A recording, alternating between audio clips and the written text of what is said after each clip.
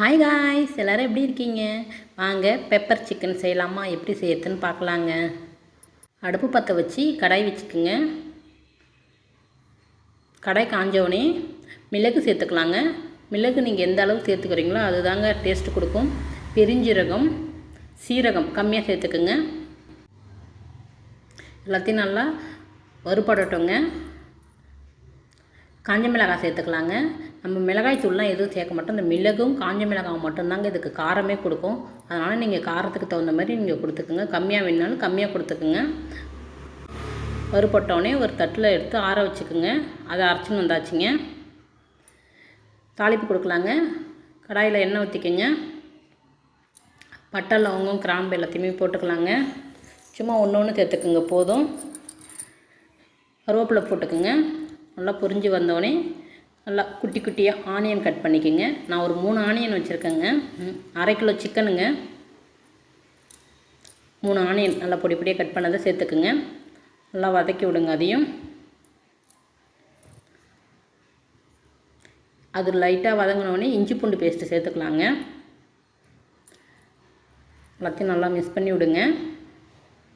அதுமாரி தக்காளி நான் 2 தக்காளி எடுத்துருக்கேங்க. நல்லா அதையும் பொடி பொடியாக கட் பண்ணி வச்சுருக்கேங்க. உப்பு சேர்த்துக்குங்க. எல்லாத்தையும் மிக்ஸ் பண்ணிவிட்டு தக்காளியும் சேர்த்துக்கலாங்க. இப்போ இந்த ஸ்டேஜில் தக்காளி சேர்த்துக்குங்க. நல்லா பொடி பொடியாக கட் பண்ணி வச்சுருக்கேங்க. அதையும் நல்லா சேர்த்து மிக்ஸ் பண்ணி விடுங்க.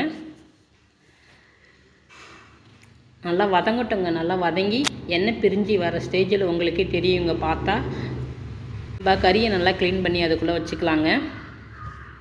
நல்லா கறியை க்ளீன் பண்ணி வச்சாச்சு. கறி குட்டி குட்டியாக போடுங்க. அப்போ தான் நல்லா அந்த டேஸ்ட் நல்லா கொடுக்குங்க. நான் அதனால் குட்டி குட்டியாக கட் பண்ணி வச்சுருக்கேன். நீங்களும் எலும்பு, கறி எல்லாமே சேர்த்து மிக்ஸ் பண்ணிக்கோங்க. எல்லாத்தையும் மிக்ஸ் பண்ணி மஞ்சத்தூள் சேர்த்துக்குங்க. கலந்து விடுங்க. ஒரு முறை இதை செஞ்சு சாப்பிட்டு பாருங்களேன். ருசியாக இருக்குங்க. சூப்பராக இருக்குங்க. அதை கொஞ்சம் நாளாக அந்த தண்ணி விடட்டோங்க. மூடி வச்சுட்டு அதுக்கப்புறம் அந்த மசாலா அரைச்சோம் இல்லைங்களா, அதையும் சேர்த்து மிக்ஸ் பண்ணிக்கலாங்க. நம்ம காரத்துக்கு வேறு எதுவுமே இல்லைங்க. நம்ம அந்த மசாலா மட்டும்தாங்க. தண்ணி சேர்த்துக்குங்க. நான் கொஞ்சம் கிரேவி பதமாக எடுக்கிறதுனால நான் ஒரு 1.5 டம்ளர் சேர்த்துருக்கேன். உங்களுக்கு எந்த மாதிரி வேணுமோ நீங்கள் தண்ணி சேர்த்துக்கோங்க. நான் சாதத்துக்காக நான் செஞ்சுருக்கேங்க. அதனால் கொஞ்சம் தண்ணி அதிகமாக வச்சுருக்கேன். இது சப்பாத்தி, தோசை, இட்லி, சாதம் எல்லாத்துக்குமே செஞ்சுக்கலாங்க. நீங்கள் எதுக்கு வேணுமோ நீங்கள் செஞ்சு சாப்பிட்டு பாருங்கள். சூப்பராக இருக்குங்க டேஸ்ட்டு. ட்ரை பண்ணிவிட்டு கமெண்ட் பாக்ஸில் சொல்லுங்கள். லைக் பண்ணிவிடுங்க வீடியோவுக்கு. கொத்தமல்லி தழை போட்டுக்கோங்க. நல்லா கொதி வந்தோடனே நல்லா ஹெவியான ஒரு சிக்கன் ரெடி ஆயிடுச்சிங்க. பெப்பர் சிக்கன் ரெடி ஆயிடுச்சு. நீங்களும் வீட்டில் செஞ்சு சாப்பிட்டு பாருங்கள். எப்படி இருக்குன்னு சொல்லுங்கள்.